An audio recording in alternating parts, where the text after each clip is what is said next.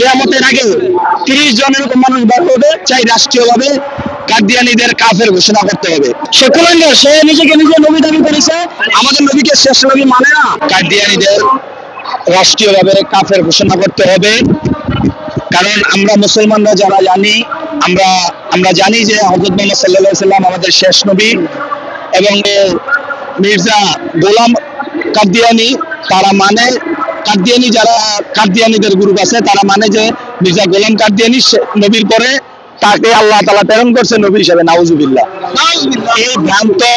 এই ভ্রান্ত বিশ্বাস যারা ধারণ করবে, লালন করবে, তাদের ঈমান থাকবে না। হচ্ছে সে একজন কাফের, সে বেঈমান, সে কুলাঙ্গার, সে নিজেকে নিজে নবী দাবি করেছে। অথচ আল্লাহ রাসূল হযরত মুহাম্মদ সাল্লাল্লাহু আলাইহি ওয়াসাল্লাম হাদিসের মধ্যে বলেছে, আমি খাতামুন নবিয়্যিন ওয়া নবিয়্যা বা'দি, আমি শেষ নবী, আমার পরে আর কোনো নবী আসবে না। সুতরাং নবীজির পরে যদি কোনো কুলাঙ্গার নবী দাবি করে সে নিঃসন্দেহে কাফের।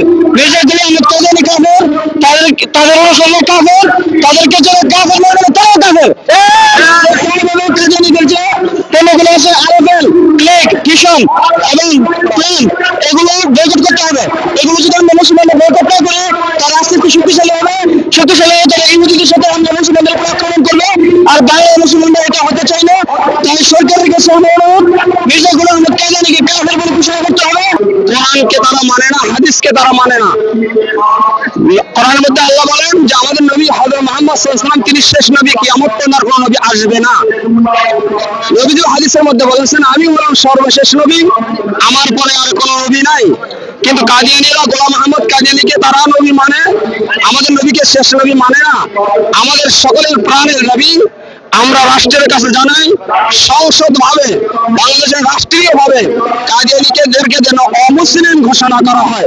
কিয়ামতের আগে 30 জন এরকম মানুষ বার করবে যারা নিজেদেরকে নবী দাবি করবে। এসব কিয়ামতের আলামত চলতেছে।